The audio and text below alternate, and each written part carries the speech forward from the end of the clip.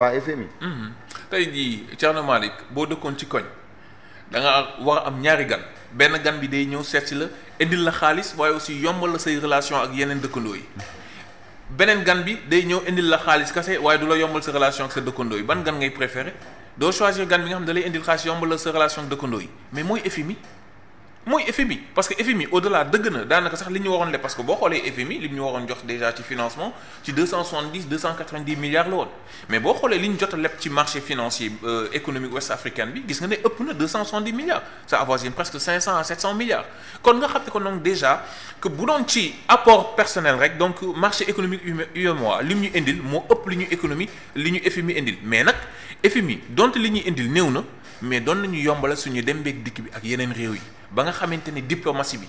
dana mën a fës kanam dana mën a fës lool dem ci kanam dana tax aussi Sénégal ñu mën a redérer suñu blason am beneen image du président de la République au-delà président voyage yi muy def Afrique dana ko mën a def à l'étranger mën a dox yenn partenariat parce que aussi bul ko xeeb tey FMI jox la 250 milliards nga dem France jox la 500 milliards nga dem Espagne jox la 300 milliards nga dem Italie mu jox la 400 milliards mais c'est des avantages moo tax nag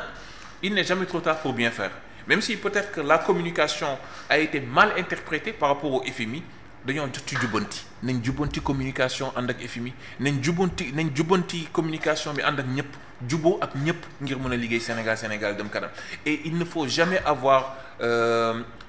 avoir peur d'avoir tort parce que dans la vie il faut toujours avoir tort pour progresser ñi ko dul daanu du jug du avancer du xam luy metti te nit ki nag tant que dundoo mettit mënoo xam àdduna nu muy doxee. waaw mais xam nga tey si jubbanti koom.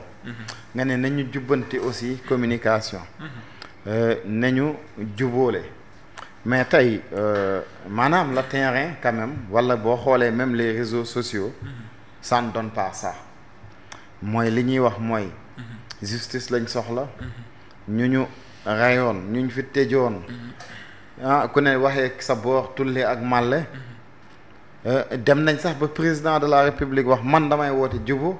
ñu bari ñu for ak moom ne ñun bëgguñu jubóo. donc ñooñ kañ la ñuy doon benn. damay wax loolu tey mu leer par rapport à Pastef ak ñitu Pastef yi je le dis aujourd'hui mu clair. Diomaye n'est plus le président de Pastef seulement n'est plus seulement le membre de Pastef n'est pas le président que des Pastéfiens c'est le président de la République man tey su ma amee sañ-sañu ànd ak Diomaye jàppale Ousmane Sonko c'est parce qu'il gère la République sinon j'allais être un militant de Pastef je suis un président de parti mënoon naa jël sama parti dam seyal ko biir Pastef wala ñu jël suñu coalition dam seyal ko biir Pastef defuñu ko parce que intérêt Sénégal moo ñu ñor Pastef ni mu nekkee parti noonu la ñu nekkee parti te tey Diomaye am na hauteur xam na mesure bi mu jël Diomaye dafa waat le président de la République il a juré devant la nation sénégalaise d'assurer fidèlement ses charges de président de la République du Sénégal d'observer et de faire observer scrupuleusement lépp loo xamante ne dafa tax Sénégal mën a jëm kanam kon tey jii Diomaye li muy jiital c'est la patrie avant le parti bu dee nag ñoom waa Pastef dañoo jàpp ne que c'est le parti avant la patrie ñu ngi nax seen bopp parce que ñoom bu ñu jàppee ne que ci ñoom rek la war a jekk warul jekk ci yeneen Sénégal ñu ngi nax seen bopp parce que Pastef kese taxul Diomaye falu l'électorat de Pastef kese ça ne fait pas 2 300 000 Sénégalais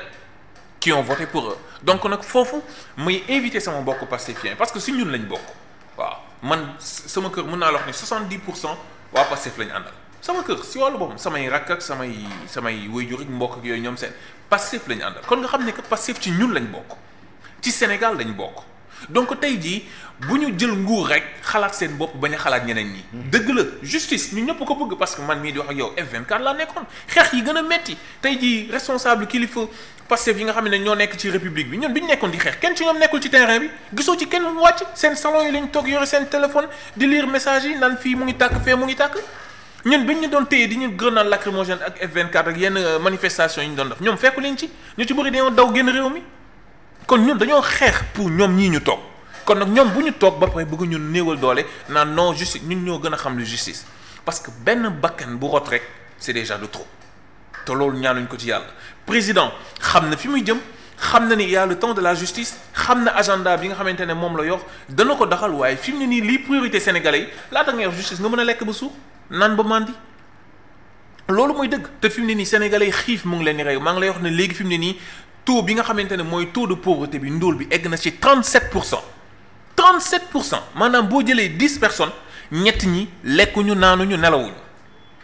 je dis bien lekkuñu naanuñu nelawuñu. foo jëlee chiffres yooyu. Non, mais c'est des chiffres officiels. Pas plus tard qu'il y a même pas 2 jours, 3 jours dans le cadre du plan de redressement économique, tu as ces chiffres. Et même au niveau donc de la NSD, tu as ces chiffres. Donc ce sont des chiffres qui sont réels, qui sont là. Le taux de chômage est à 20%.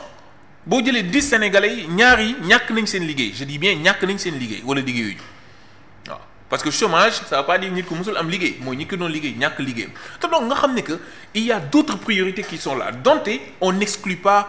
le temps de la justice mais nag justice laata muy mën a am na nit ñi lekk ba suur naan ba mandi ba nga xamante ne saako bi taxaw na ñu mën ko àtte mais saako bu taxawul noo ko mën a taxawalee noo ko mën a àtte par exemple ñoo naan ko dafa def lii dafa def ñun xam nañ li xew parce que ñun fii lañ nekkoon fii la ñu fekk bu ñu ñëw gis ñu toog sol suñu costume ak cravate non boo duggee ci archive yi dugg ci internet bi man mii di wax ak yow man maa njëkk sas coalition en 2023 investir Ousmane Sonko la veille de son anniversaire fekk na le gouverneur de Dakar il a fait sortir un décret ne bu fi kenn def benn investiture daal di investir Ousmane Sonko bu fi kenn def benn manifestation ma woo leader yi nekk coalition ñun ñëpp yëpp man leen ñaar moo am dund wala dee. parce que Ousmane Sonko bi mënuñ toog di seetaan ñu continuer di ko néewal doole néewal nañ ko doole ci procès Mame Mbaye Niang néewal nañ ko doole ci coowul Adji Sarr fi mu ne nii ñu ngi ko barricadé léegi lan lañ def dañuy toog di seetaan bañ jël ko dugal ko ci kaso duñu wax ñu xëy suba teel investir Ousmane Sonko on s'est battu pour que ce régime soit là. waaw bañ ko jëlee dugal kaso aussi da ngeen dem toog seen kër yi non je suis pas d'accord.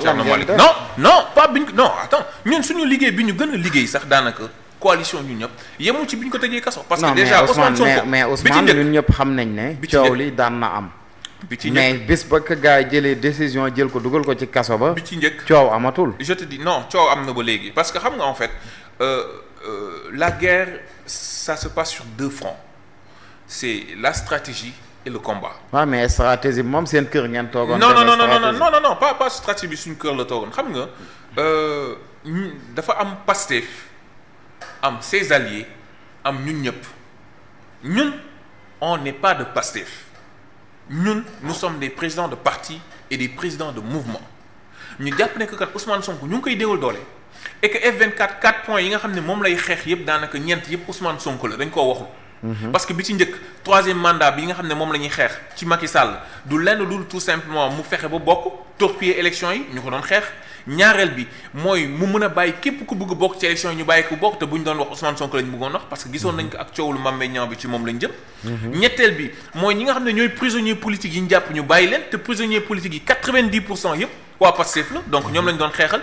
ñeenteel bi mooy ñu fexe ba li nga xamante ne moom mooy élection yi jaar ci yoon muy élection yu transparente yooyu yëpp te ñun ñëpp xamoon nañu que gis nga déjà li xew ci élection yi dem nañ ba dernière minute Macky Sall changé carte yi. te loolu lañ ci doon xeex mais bi ñu gisee ne que ñeent yooyu ci Ousmane Sonko la doon jëm ñun ñu taxaw temb daal ne dañ koy xeexal te même ba ñu ko barricadé yónnee nañ ay délégation fu nekk. muy Touba muy Ndiassane muy Tivaouane muy Yoff Layène fu ne dem nañ fa ngir ut ay médiation ñoom ñi nga xam ne ñooy kilifa diine yi ñu nekk ci. kon nga xam ne mooy li ma lay wax dafa am jotu lutte sur le terrain am benn lutte boo xam ne c'est des luttes stratégiques. Et je pense que ñun ñëpp on a joué notre partition. Dans cette lutte stratégique concernant la communication qu'on a eu à faire sur les réseaux sociaux mais aussi de manière subtile et aussi de manière très intelligente ba feeñuñ ci lu ëpp yow daal plan de redressement bi kon am nga ci yaakaar que ne mun a nekk plan buy sukkali Sénégal c'est la seule solution comme ñeneen ñi nu ñuy wax ne c'est la seule solution fi mu ne nii nan bon waaw xam nga aussi bon sa wujju bu lay sang doo gaaw a set et man loolu ma gën a neex ci débat politique bi c'est-à-dire qu'il y a toujours une opposition qui est là à s'opposer eux ils étaient là bu fekkoonte ne ni ñu yore woon réew bi doy na Sénégalais yi dañ leen di falaat en 2024 bu fekkoonte ne seen jikko yu ñu yor doy na Sénégalais yi dañ leen di falaat en 2024 ils ont été là de 2012 à 2024 donte nag daf nañ ay réalisations et là je reconnais vraiment l'excellence du président Macky Sall foofu en termes d'infrastructure mais problème bi mooy jikko yi ak infrastructure yi naka lañ ko defee parce que bu fekkente ne aussi tey jii da ngay xëy suba teel saa yi tabax fi benn immeuble boo xamante ne 10 étages la bëgg ci dëkk ñi alors que yow da nga koo lépp goo xamante ne yow yaa koy fay da ngay dem sa yoon ki lay dond moo koy fay mais kooku bu ñëwee ku ne di fay immeuble ñi dëkk ci immeuble est-ce que dinañ lekk dinañ naan c'est ça le problème ñun situation boobu lañ hérité en 2024. donc moo tax man plan de redressement économique bi. Je veux dire que c'est l'ultime solution à cette crise à laquelle nous faisons face parce que nous faisons face à des crises géopolitiques comme je te le dis et gis nga ne menace bi am entre les États-Unis et la Russie ampleur bi mu gën a yokk Russie ak Ukraine tax na ba inflation yu bëri am concernant le prix du blé et lépp loo xam ne dafa jëm ci wàllu farine wàllu meew gis nga ko donc kon nga xam ne donc tey dafa am solo ñu taxaw tuuti xoolaat suñu bopp. mais élargissement assiette fiscale bi. est-ce que nawul la gën a métti ci askan bi. ci ban fànn. parce que tey askan wi day di askan woo xamante ne bu ndékkee day wëri lu mu añee bu añee day wëri lu mu reere dafay am benn petit commerce am boo xamante ne amaana sax demul. mais ñu bëri dañ naan la sax même keroog bu ñu seetaanee plan de redressement bi dafa mel ne autorités yi. ci am yooyu lañ teg seen bët. waaw ci am yi ñu teg suñu bët yi ñu teg seen bët ñaati am la mooy li ma la wax léegi mooy lépp lu jëm ci wàllu gens en ligne ak lépp loo xam ne dafa jëm ci service yu méngoog wàllu numérique te xam naa ne yéen sax laal dañu leen ci parce que daanaka aujourd'hui la presque 90% il est numérique mais plan boobu dafa war a nekk benn plan compensateur maanaam plan boo xamante ne day compenser en fonction amu sénégalais bu nekk parce que tamit dañu waxante dëgg loo liggéeyul mënoo ko fayal impôt loo amul mënoo ko fay sénégalais bi nga xamante ne liggéeyul mënoo ñëw di ko fayloo impôt sénégalais bi nga xamante ne dafa yoroon liggéeyam di liggéey xëy tabax ci kër am ci këram am ci situation mënoo ñëw naan fa da nga war a fay lépp lu jëm ci ay juuti wala patente lu jëm ci wàllu frais domestique wala et cetera loolu mënul nekk donc moo tax dañ ko war a xalaataat bu baax toggaat ko ba mu ñor ba tax na daanaka suñu mbokk experts yu bëri ak économistes yu bëri li nga xamante ne moom lañ jàpp ne que fi mu ne nii mooy urgence bi moo ñu jël plan bi yóbbu ko assemblée nationale waxtaanee ko jaarale ko fi nga xam ne foofu la war a jaar ba nga xam ne incha allah député yi xamal nañ ko sénégalais yi ñëpp mën ko adopté ñun ñëpp ñu mën ci gis suñu bopp incha allah. bu neexee yàlla jërëjëf en tout cas point yooyu noonu je pense que ne leer na. ku si nekk quand même dina ci wax xalaatam wax ci lim ci xam. tout à fait ba ñu xool est-ce que bon d'ici 2029 bu ñu wax bi. tout à fait affaire dina leer mais jamono jii nii. dafa amoon benn coow balaa laata plan de redressement bi bu doon am. ci coalition Diomaye. avant sax coalition Diomaye dafa am coow. xaw ma coow la xaw ma du coow. mais ñu bëri agité nañ ne que ça ne va